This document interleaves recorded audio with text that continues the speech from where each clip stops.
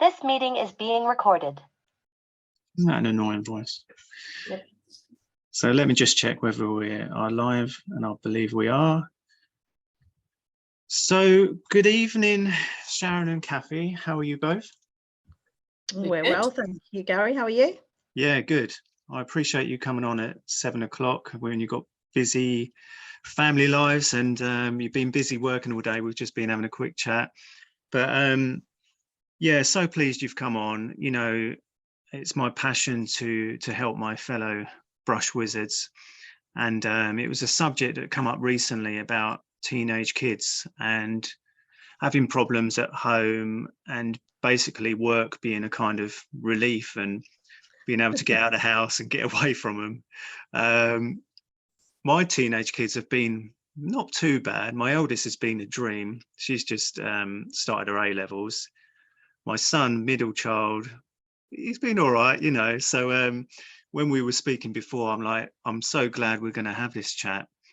And it was something that Kathy said about teenage kids not being able to recognize kind of facial expressions and that kind of stuff. And I was like, oh, you know, it's something new, and I'm sure you're going to talk about lots of it. So it's really just part of my mental wellness for helping my group, and it's a subject I'm sure would be of interest to a lot of them in terms of teenage kids and how we can smooth the process a little bit. So no, I appreciate you both coming on tonight.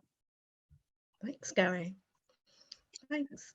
So just a quick introduction for the members that haven't met us before. Kathy and I are directors for a company called Grow Therapeutic Coaching, and Grow Therapeutic Coaching works with young people and their families, so predominantly secondary school young people. We work in schools, we have contracts with lots of schools, but we also work in our local community, so people come to clinics and have one-to-one work with therapists. So Kathy and I have been working with young people for a very long time, about 20 years, but I must say it's much easier working with young people than having your own teenager.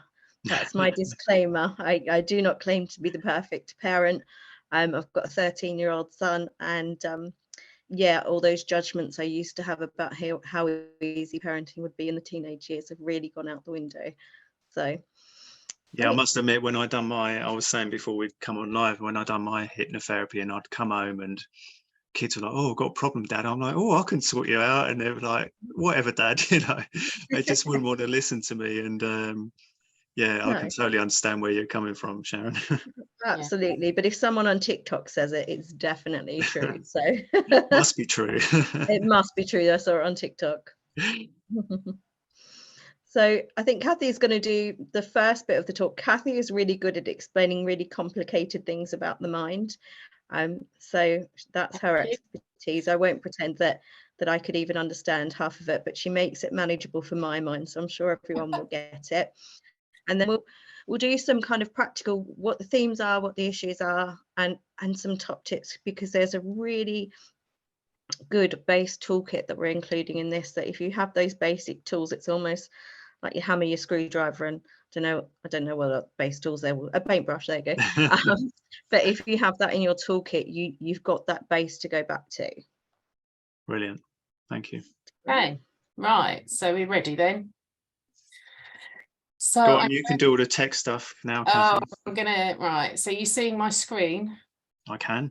Amazing. Okay, so as Sharon said, I'm gonna just try and give a quick overview without frying anyone's brains about what is going on with the teenage brain, because it's helpful. And we know from you polling your membership that these were the top problems that your membership were flagging, and it's the same for all of us. I mean, I've got teens and I've got an adult child, and you know, it's not easy doing it yourself. So okay, where I'm going to come from is just to explain that we've all got a problem of having a prehistoric brain, essentially.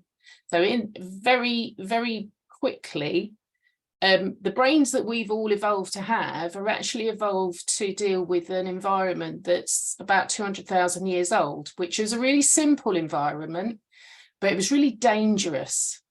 So our bodies have evolved to make us pay attention. So that sixth sense that we get, you know, when we got that feeling that someone might be standing behind us or something like that, something's not quite right, we know something's going on. That is essentially our body trying to predict what's going to happen next and to keep us safe and to protect us from dying. And if we'd evolved to ignore the inner feelings that we got, the human race would have not survived this long, because we would have all been eaten alive.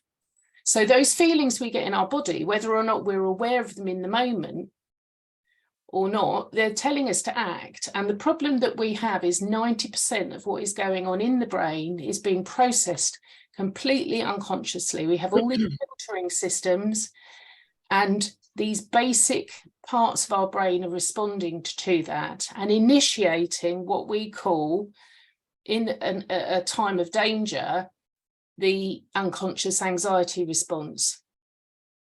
Now that seems very complicated, but this front part of our brain is the bit where we do all the rational stuff, all the reasonable stuff, where we can talk sensibly, where we can be calm, we can study well at school.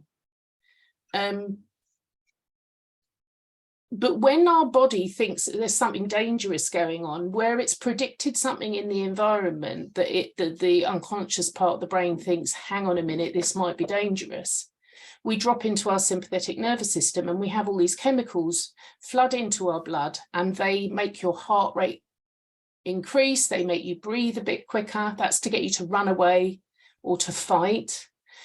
If the danger's really bad, we go into a freeze mode where we're just completely protecting ourselves from being eaten alive. We've got these pain-killing endorphins. You know, when people are going into shock when they've had an accident or they've witnessed something, and on casualty they say, you know, they're going into shock and it's really dangerous. It's because the body's getting ready to die, actually.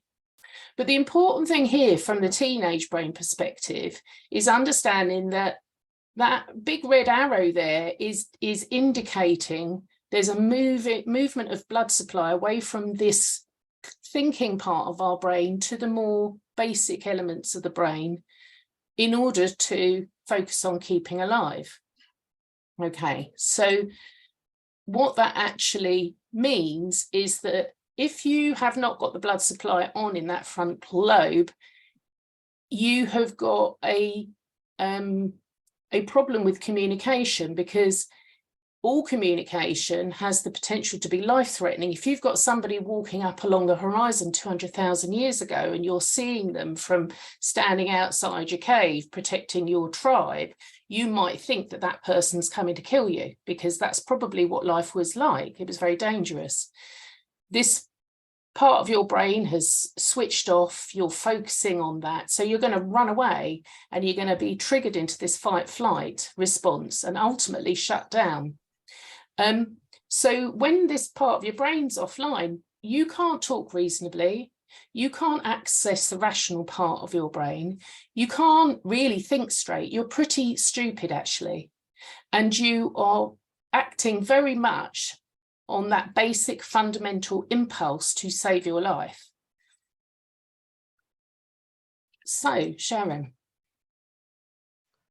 Brilliant. So how can we help? So what happens quite a lot, and what we see with young people quite a lot, and more so, I've got to be honest, after COVID, because everything became a little bit sensitive, or, you know, the risk element and the assessment of the risk became wider. Everyone was in their house, it was very cozy, we didn't really go to school, we did online school, they had to go back out into the big wide world. So we're seeing heightened levels of awareness and anxiety.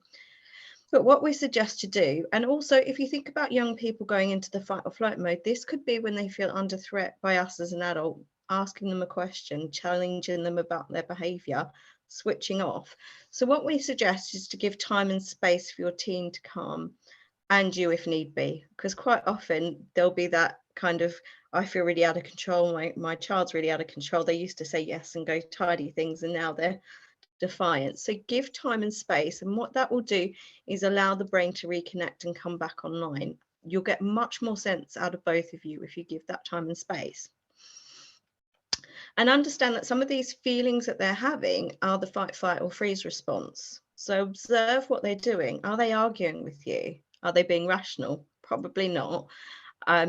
What happens if you give them a few minutes? So for example, my son goes into fight really quickly. He's like the expert of it. If there was an Olympic sport, he would win it, and probably hold the world record of that response. But actually, if you let him do his thing and you just give him space, within less than 2 or 3 minutes, he'll be, sorry, Mum, I overreacted.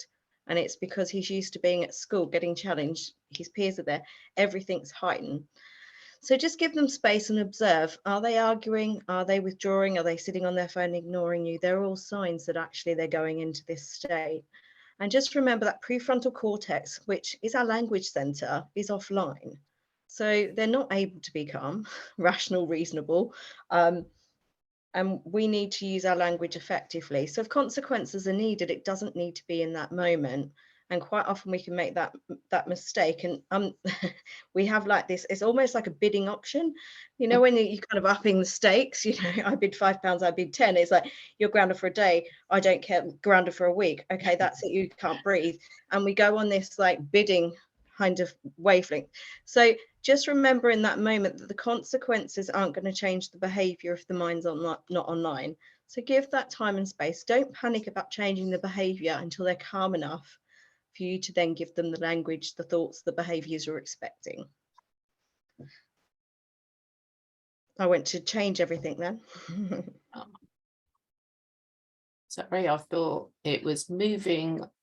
Sorry. I'm just, there we go. Right. There's a lot of words on this particular screen, so I will talk about it. There's a lot of information. So teenagers are actually going through the biggest phase of brain development that they have gone through since before they were 6. By the time a child is 6, their brain has developed to almost adult size.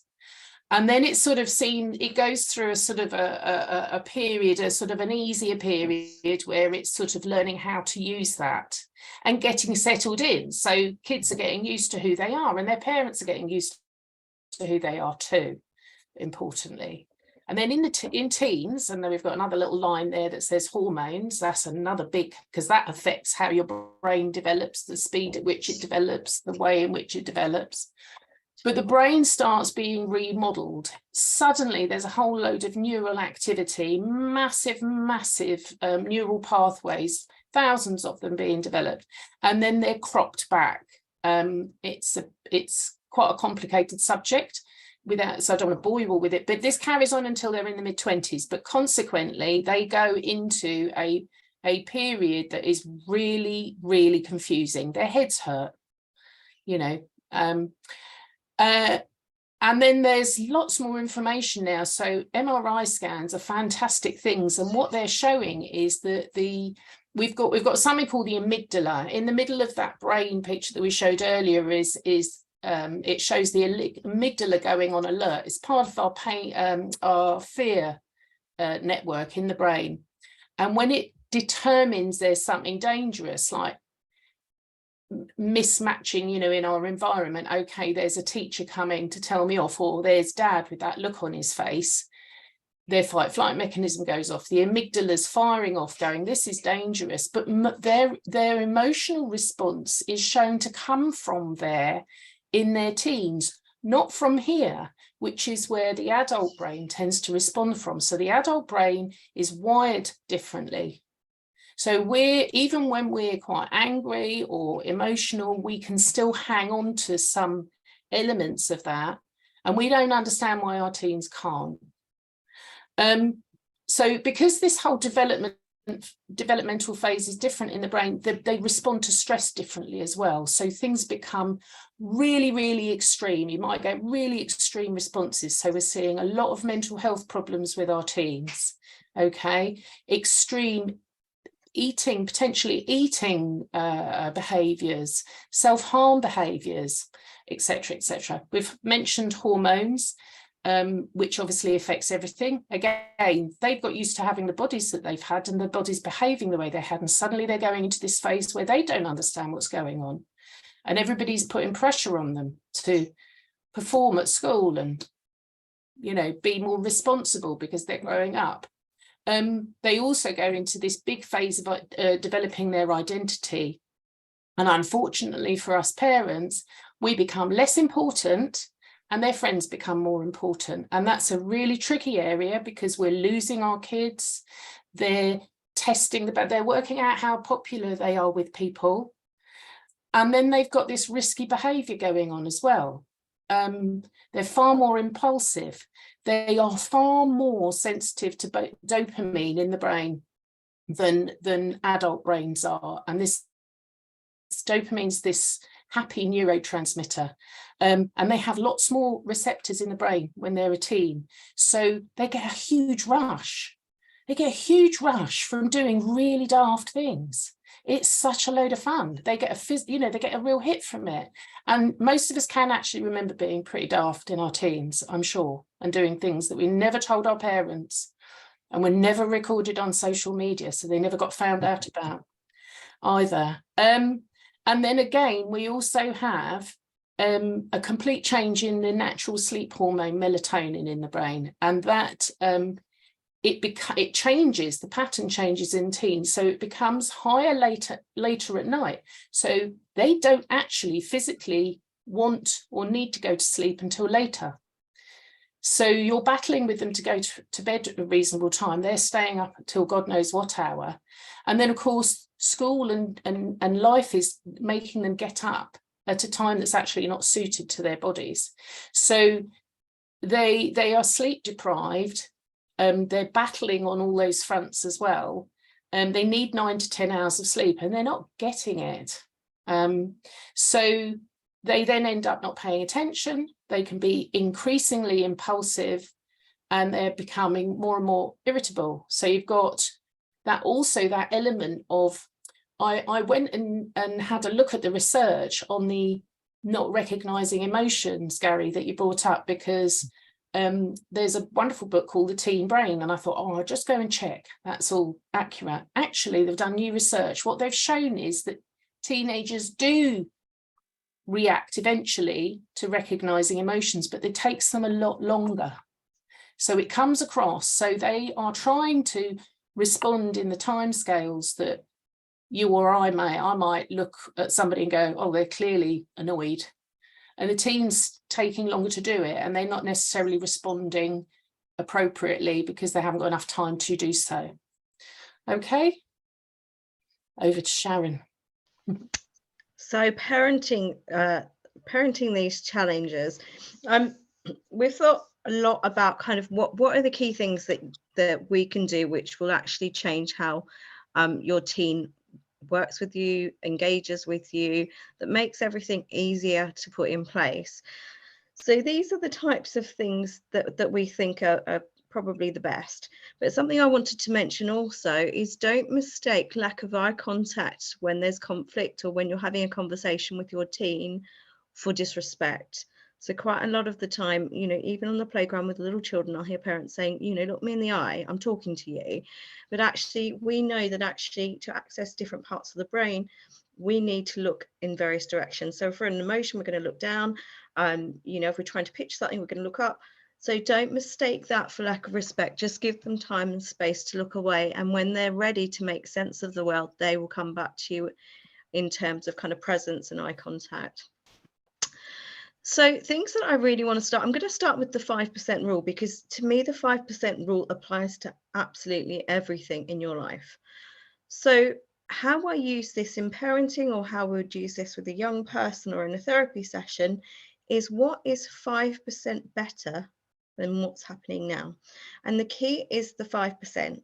So we're not saying 50%, we're not saying 100%, we're not saying, we want a teenager that's on their phone 24/7 to be off it totally and never have it again. But actually something like that, they use their phone all the time. Okay, what's 5% better? Well, when they're at the table, they don't have their phone. And what you can gradually begin to do is normalize those 5%. And by the time you continue to do that, the big improvements will come. You're setting realistic expectations for yourself, for them.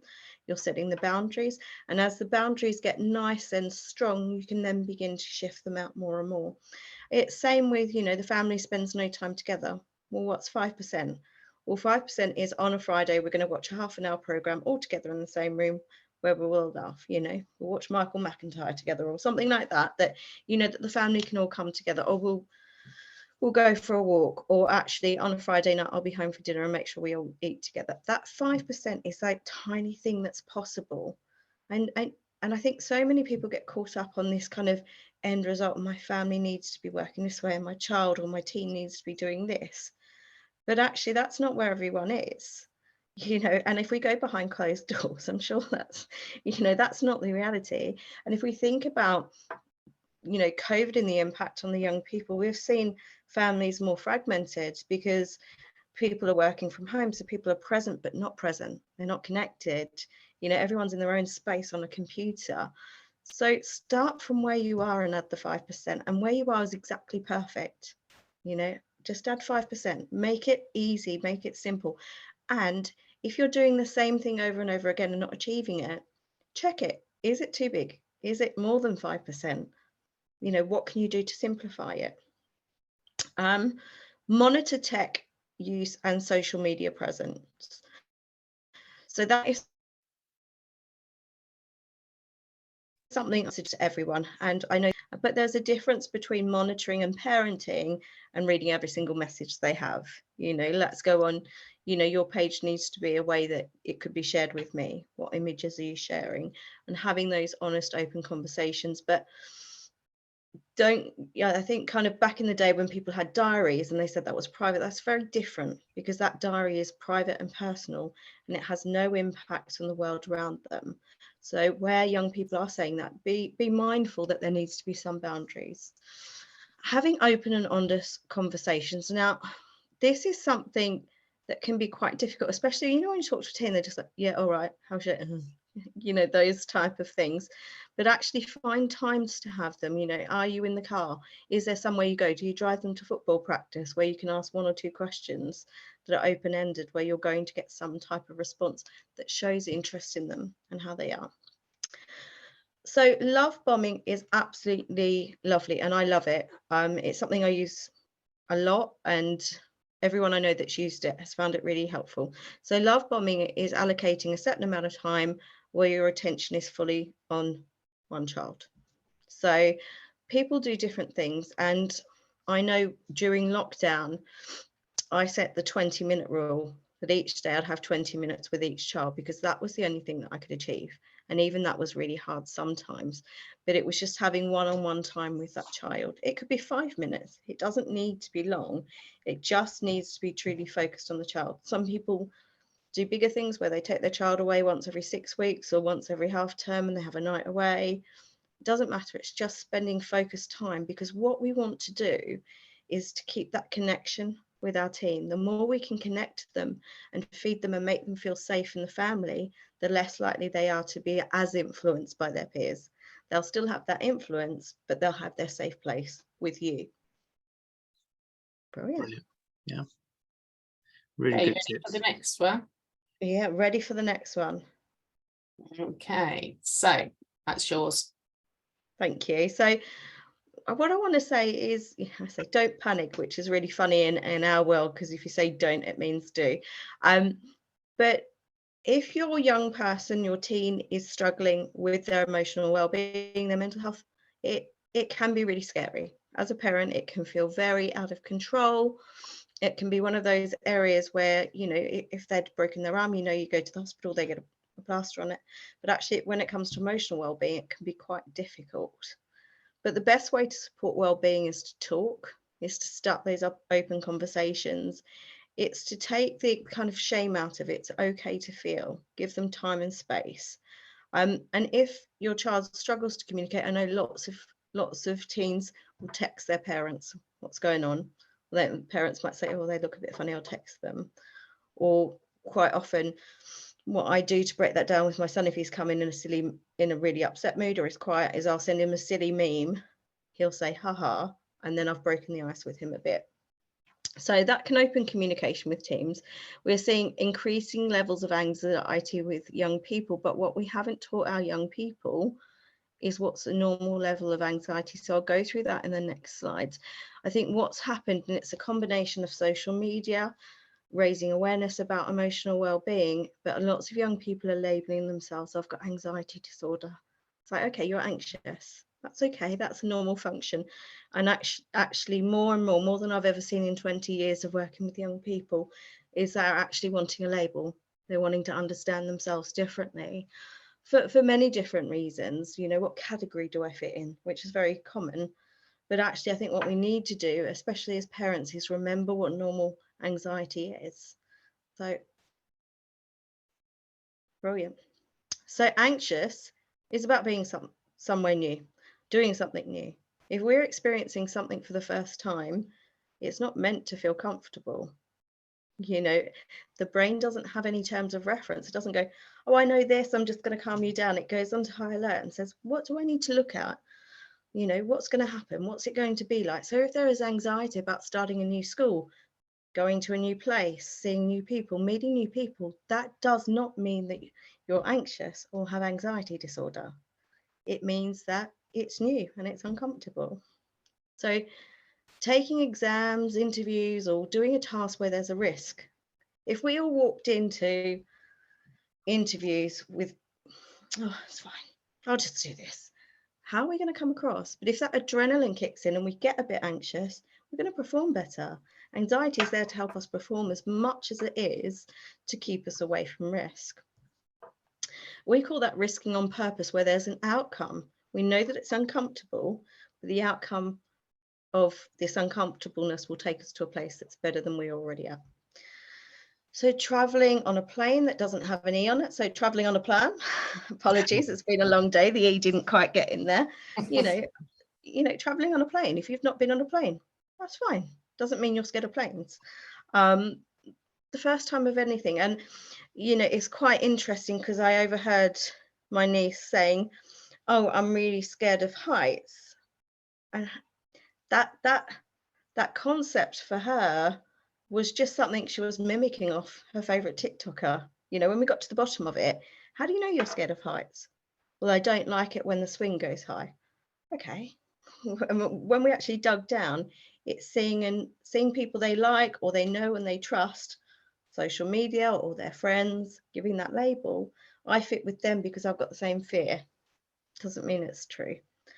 But if your child is anxious, try and explain this to them, because quite often we'll have people go, my child's got anxiety, exam phobia.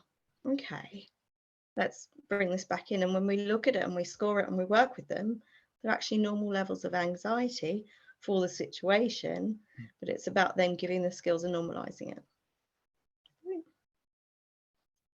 You ready? Yeah. Cool. I am ready. Cool. Okay. So when our children may need support, so something I want to say is that, you know, I'm a therapist, Kathy's a therapist, and both of my children have had a little bit of support, especially with COVID. COVID really knocked one of my children with separation anxiety, trying to return to normal. It's not about you as a parent if your child has struggles with mental health. It's about how your child is managing a situation. So the shame and the beating yourself up doesn't need to be there. You can do it if you want, but it's a bit of a waste of time.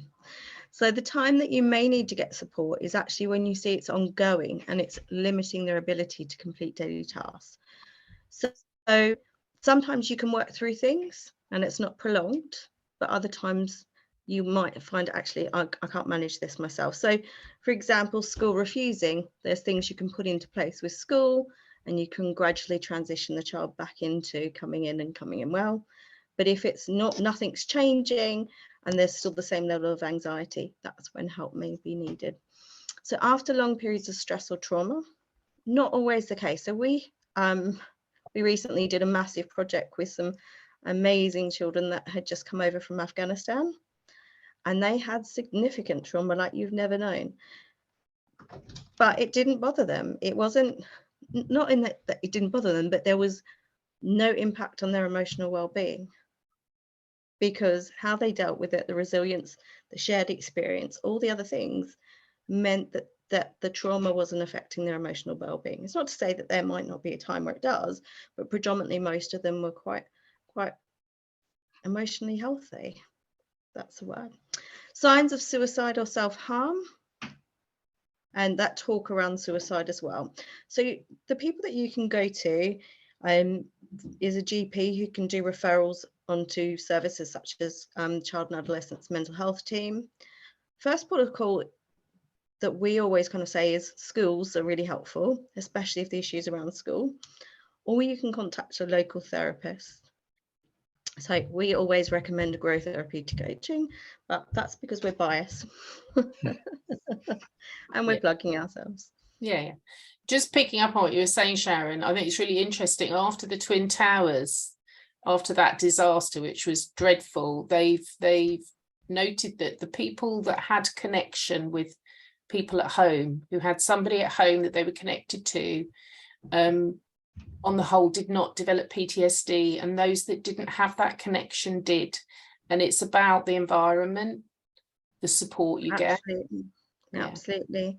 And I think that transfers over to, if we think about the young refugees, you know, there was 56 of them, they're all living in the same place, their families had come together, they all had shared experience, and there were no signs of PTSD, even after hearing what we would consider quite horrific circumstances. So cool. Okay, still so with me. Social media and tech. So obviously, I'll do a little bit, Sharon do a little bit, but this social media, and it's definitely become more pronounced during the pandemic, because if you think about it, the last couple of years, kids were told, no, you can't go anywhere, no, you can't see anyone. And so suddenly connecting via social media became the expectation in a way. It became the norm. So that's what they did, and they did it very well. But it provides a multitude of things which can be helpful, but equally can be quite tricky. So we can control how we project ourselves. So we can pretend to be something entirely different to who we actually are, what we look like, but it's far more comfortable. We can create our identity like that. And talking about the need to fit in with labels, there's a lot more tribal identities going on social media as well. People with sexual identity, gender identity, it's becoming quite a complicated place to try and navigate. It provides connection. You get a massive dopamine hit, of course, when you've got lots of friends, you've got lots of followers, lots of likes, but it also does give downtime and soothing time from the complicated real world. So it is a real balance.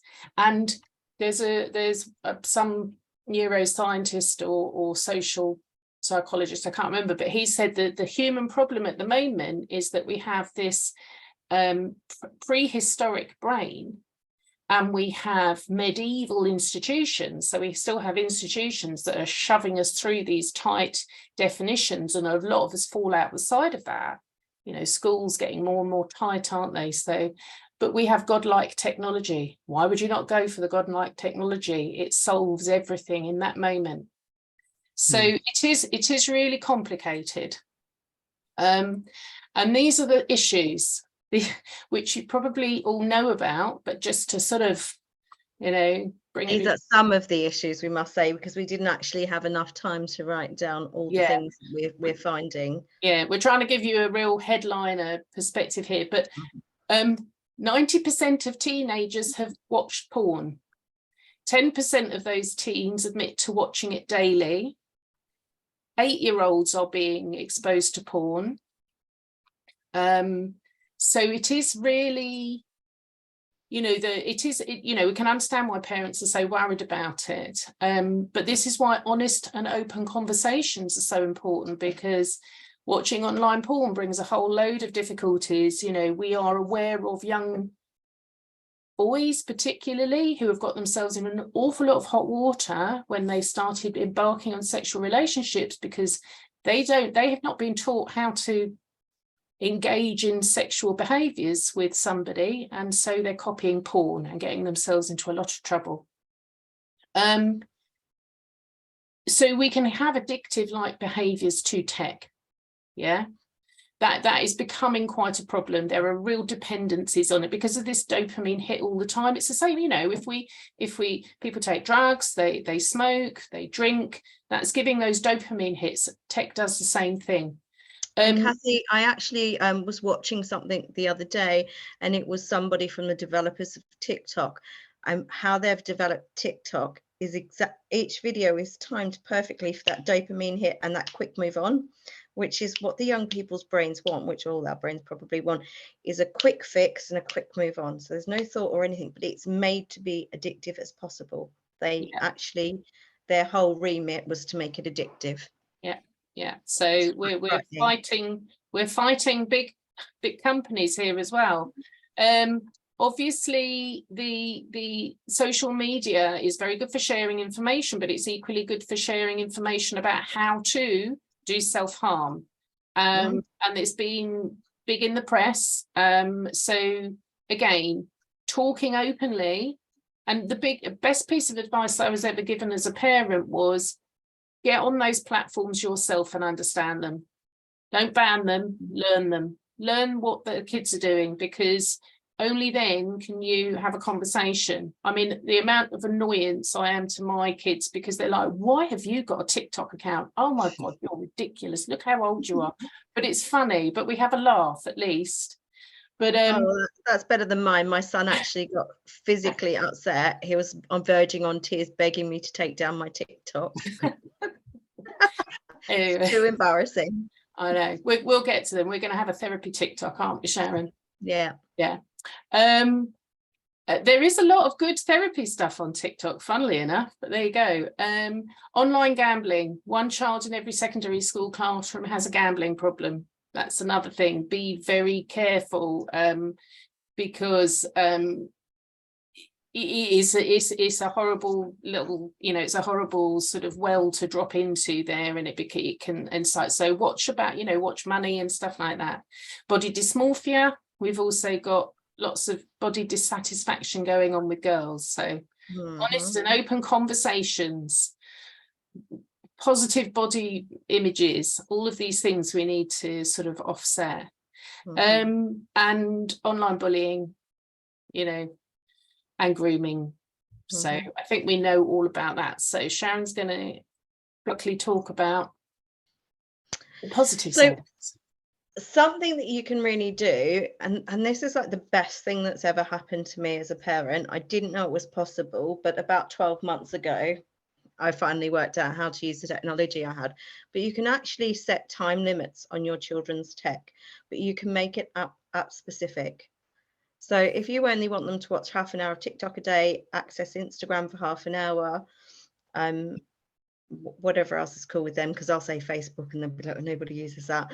You can actually do that.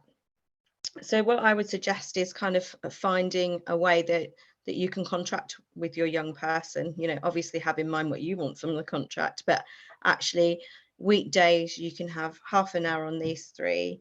That means you can communicate with your friends, or you might know that they communicate a lot on Snapchat, so we'll give them more time. But it's helpful because lots of times the children and young people say, but I need it to study, I need to access the internet. Fine, I'll give you the internet. Like, no. And what you can also do is use this as total bribery for your teen. If you want to get them to do things, I've never seen my house clean so well by my children until they want extra tech time. It seems to be the only motivator. I can offer them money, but somehow tech time is really motivational. So all those boundaries around phone use, remember the 5% rule, and use parental controls to support content, but know that that's not always foolproof. So some things that I put on the phones that we've kind of learned over the years doing things about social media and tech is I keep the history of browsing history on, so I can have a look what's been going on. Same, especially with things like YouTube, so I can check what videos that they've been watching, especially my 10-year-old. I want to be really cautious about what she's seen. And if I have found something that's not been appropriate, I will talk to her about it and about why it's not appropriate. So then what I'm finding that she's doing, if I overhear anything that's not appropriate, she'll flick it straight away because she knows the why behind it. So put those things in place. But as I said, if you find something, if you notice something, you know, don't hide away from it. Just talk about it, and talk about it without shame. They're learning. Everything that's happening in this period of time is all helping them to develop. And, you know, Gary, you know Trevor, and he says we're not who we're meant to be yet. And that's no more true than when we're teenagers. None of us are like who we were at teenagers. So we can just remember everything we're doing is all about giving them boundaries to keep them safe and giving them knowledge to help them grow. Then what we see is that connection and that leaning into you rather than leaning away. Definitely. Brilliant. Cool. So So that is all from us. that's Got all. questions? I'm going to stop sharing. Well, there's a few watching online, but if there's no questions, I mean, blimey, your whole presentation, I was just referring back to my life and my kids, and it was incredibly helpful, you know, really helpful, because, you know, I trained in hypnotherapy 5 years ago, and it's been a while since I've kind of practiced, and you've just reminded me of so much. And it's funny how it must be from my training, but instinctively, if my son or daughter's kicking off, you know, my wife would be like, ah, you know, and sort of, you know, both fighting with each other, and, you know, the rational brain shut down. And I'm like, right, just chill a little bit. And she gets frustrated because it might be the case that I'm not sticking up for her, or vice versa, or whatever it may be.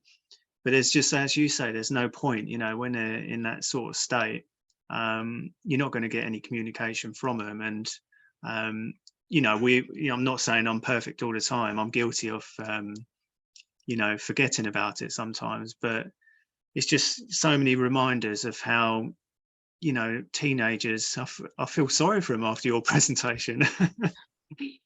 Yeah, it professionally, us working, it's a lot easier being professionals working with young people. I think what's really helpful, what we find really helpful, is when you explain to them what their brain's actually doing in protection, there's quite a big aha moment. They go, oh, I'm not an anxious person then. No, exactly. You're just in an anxiety response. This is what happens. Do you want to control that? Oh, yes, I don't like it when I behave like that. Because actually they don't like they don't want to be in conflict with people, but it's just they don't know how to do it. So often when we present it to them and just say, okay, and then we give them techniques to help them work with it, it changes their whole perspective on things. Yeah. And always remember where their practice go to, aren't we? So we cop the worst of the worst. You know, if they're going to practice any reaction response, it's going to be with the people they feel safe with. Yeah, and it's Just interesting as well about you saying, you know, what Trevor said, who taught us cognitive hypnotherapy, about, you know, there was times, you know, different times with my children where you'd really worry, but, you know, that always stuck with me, but they're not who they're going to be yet. And, you know, a half a year later or a year later, circumstances change, and, you know, they're in a better position. So, you know, even just recently with one of my kids, you could be at the point where you're just like, oh my God, frantic, worrying. But a month down the line or 2 months later, stuff's a bit smoother, and you just have to bear that in mind, don't you? Yeah, definitely. It's so hard not to kind of predict their future, though, isn't it, as parents? And if I don't deal with this, and this is going to happen, it becomes that snowball effect of fear of their future for them, rather than actually this is the reality of here and now, and how can we navigate this?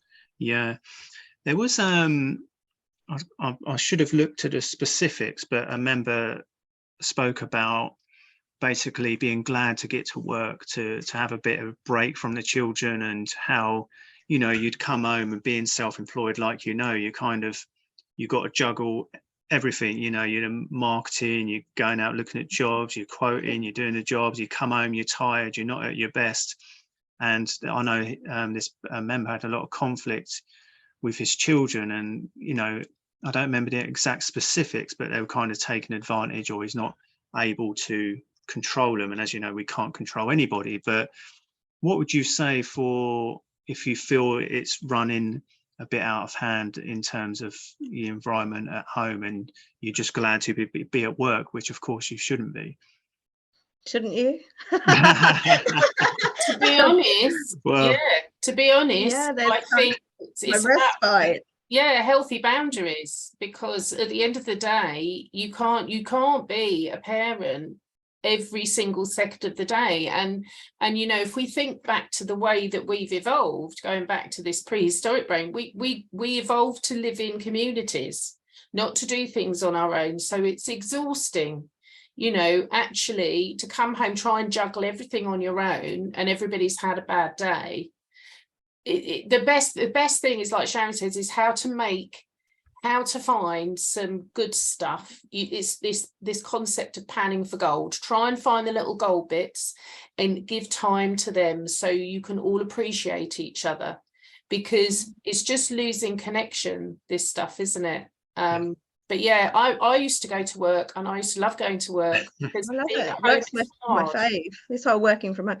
But something else to remember is that if you're struggling, sometimes the joy and the care needs to go into you before you can then parent the way you want to. So sometimes it's about adding something for yourself, and it might be that you meet a friend after work, or that during your day you meet someone for lunch, or you actually go to the gym, God forbid, or you know, do something that actually gives you joy and refuels you with a bit of oomph about life. And then, you know, it'll be easier to put the boundaries in. It will be easier to do all those other things, because life isn't just the burden of work, of networking, of paying the bills, and then coming home to children that you're fully responsible for as well.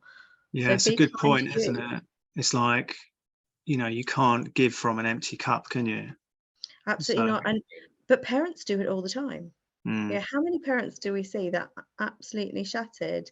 You know, I coach a lot of women in various industries and men that will say, you know, I take between 4 and 7 off to be with my children, then I work late into the night. You know, where's your cutoff? Where's your boundary? Where's your joy? Where's your respite? You yeah, know, it's become quite common, and I think more so with home working and things like that. And you know, your industry is really busy at the moment, so there is no time. no.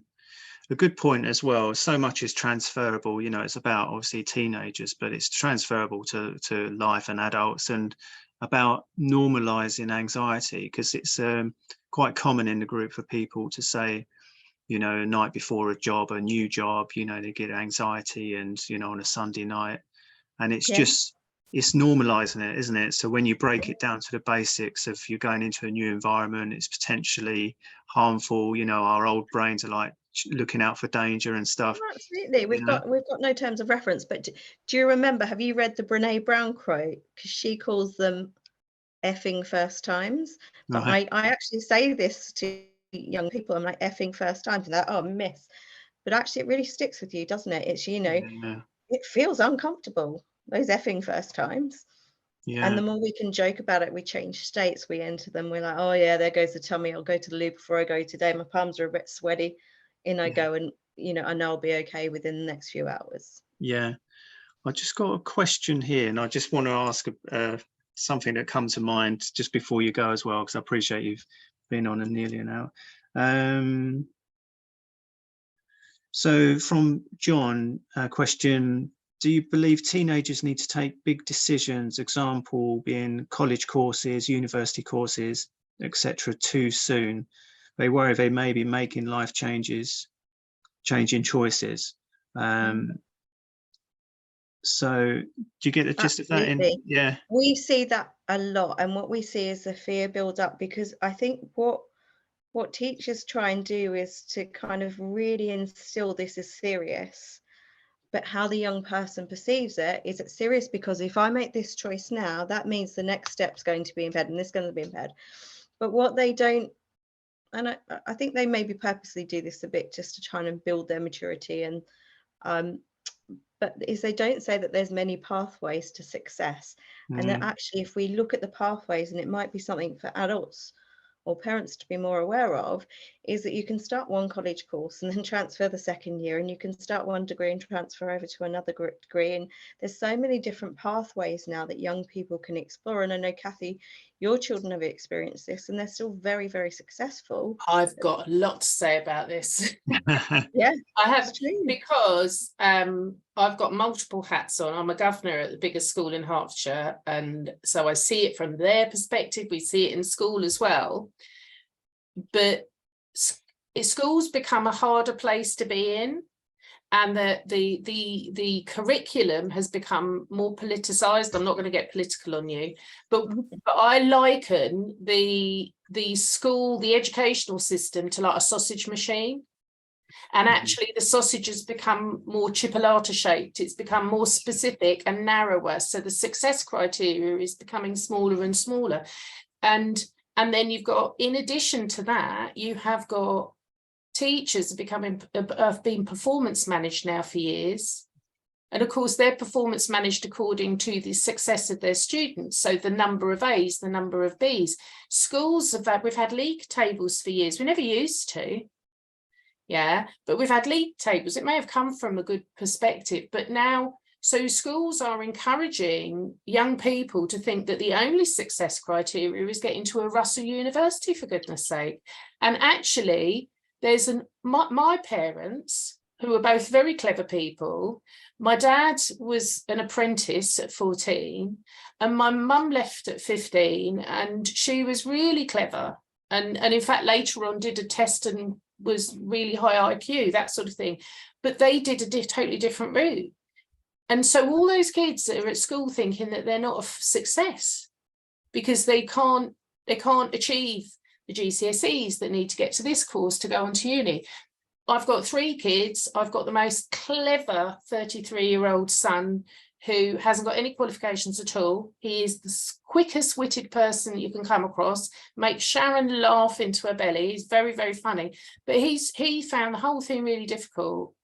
And both my younger 2, who I sort of fundamentally knew that were struggling a bit with that, they both got it into their heads that the only success was to go to uni. Well, they've both decided now, having tried that it's not right. And you know what? That's fine. You know what? I think big decisions, Yeah, they are made to and I'm really sad to say that I was told the other day that a head of English at a school that will remain unnamed has actually said to all the kids, your exam record will follow you around like a criminal record for the rest of your lives. And of course the kids are falling apart. So I see everybody, because everybody's under pressure in this system that isn't working very well, actually, for our young people, I think, or our teachers, God forbid. They're all falling apart as well. I must say, Kathy, it's so weird. Everything you said tonight, I can relate. And I was only giving my son a lift today into school. So he's doing GCSEs. He's like, oh, I've got assembly. And I said, what do they talk about in assembly? He's like, you know, for the last, don't know how many weeks, they're just ramming it down their throats. You've got to do well in your exams. You've got to study. You've got to, you know, and he's like, he said, it's stressing me out so much. And, you know, I have the same conversation, exactly what you've just said. I said, schools are results driven. You know, they need it for Ofsted and all these scores charts and all the rest of it. And I'm not saying to him, don't study or try your best, but I said, it's not the be all and end all. And it really isn't. You know, my eldest excelled. She's doing A levels. You know, he's like, never quite fitted into the system, you know, because, you know, the same, you know, one glove doesn't fit every single student, does it? And in different learning styles, as we know, and stuff. So, yeah, it's incredible that you bring up these conversations because, and it is hard. And of course, you will get, and because we've got these bodies that are warning us that things are very dangerous and they're getting a lot of things, you know, our bodies make us feel as if we're about to die, you know, when people have a panic attack. Well, you've got young people that are so anxious, they go, you know what, the only control I've got over this situation is not to actually go. So we've got increasing levels of young people saying, you're not putting me in that place anymore and I'm opting out. And that's so sad, because a lot of these young people that aren't able to go to school actually are so clever, but they just can't do it in that environment. I'm just going to finish off. My phone's gone dead, which I was checking messages, so I'm just going to finish off on one subject which just sprung to mind. So it's not about teenagers, but you must have watched Super Nanny, right? And A Naughty Step. Oh my God, what damage. did Yeah, she well, do to kids? And for many parents copying her, when your brain shut down and you're shoving a kid on a step and you're doing it 500 times. well, Oh my God. I'm sure Sharon, I'll just share a little story. I work with a lot of young people, as does Sharon, but we do something called Timeline, as you know. Yeah. Really powerful intervention. And I've got this young lady at the moment, and she's very depressed, and she's got stuff going on in her life that she's struggling to overcome. And anyway, we timelined this one feeling that she had, and it went back to sitting on the step. No. Well, I'm saying no, as if, I can well believe it. And it went back, and this feeling that she has now was the same feeling that she had back then, and she didn't understand what she'd done wrong. Yeah. And nobody was talking to her, and she felt completely alone.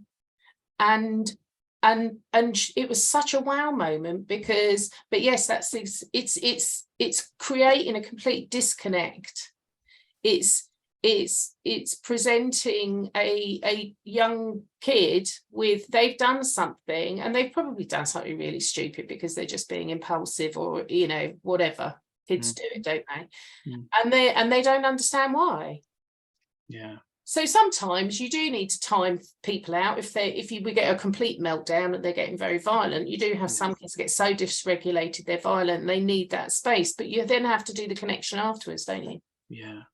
No, it come to my mind, and I don't know why, just as you were talking, and but it's relevant for teens though, because when we're really angry, we go, you just get to your room. Yeah. Well, fine, that creates space, but talk to each other afterwards. Yeah. And it's always, I did some training with a man that had worked for years and years in secure units for young males, and part of teaching them was about that reflection afterwards. So no matter what happens, whether it's in my work or whether it's in home, is we always have, what could we do different? What are we going to do next time? And that's a responsibility for me as a parent as well, because hands up, this is being recorded, isn't it? Actually, not hands up. Sometimes a lot of the time I don't get it right, but every single time I make sure I learn and move forward. Yeah. Because to me, it's not about getting it right as a parent, it's about making sure I'm always moving forward and I'm always reflective. Yeah, and even like you say, nobody's perfect, are they? And just afterwards, just saying to your kid, I got it wrong, I'm sorry. Exactly. And then, it's that kind of. Exactly. Yeah. But this can be transferred so much into just working life and painting, and it's an endless subject, isn't it? Yeah, it's a big thing to be able to say, hey, I was wrong, I'm sorry. Yeah. And that only a big person can say that, really. So be a big person with your kid even. Absolutely. Right, Sharon, Kathy, like I say, let me see if I can find on another screen if there was any more questions. Oh, is this coming in? Maybe I can look on mine. No, it's all good. John's just saying he appreciates your response.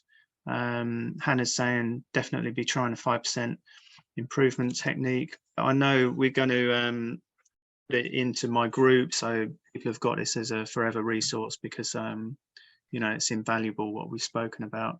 Yeah, I think what we'll do is we'll create some resource things to accompany this that we'll be able to pop into your group, so we'll pull some things together as well. Yeah, that's brilliant. And if anyone's got any questions, or they're watching this on replay and they've got questions, definitely ask them. Don't feel that just because the moment's passed on this tonight that you can't ask them. Yeah, and once again, appreciate your time, I really do. Pleasure. You're welcome. Thank you. All right, enjoy the rest of your evening. All right, you too. All right, see everyone. Take care. Bye. Bye-bye.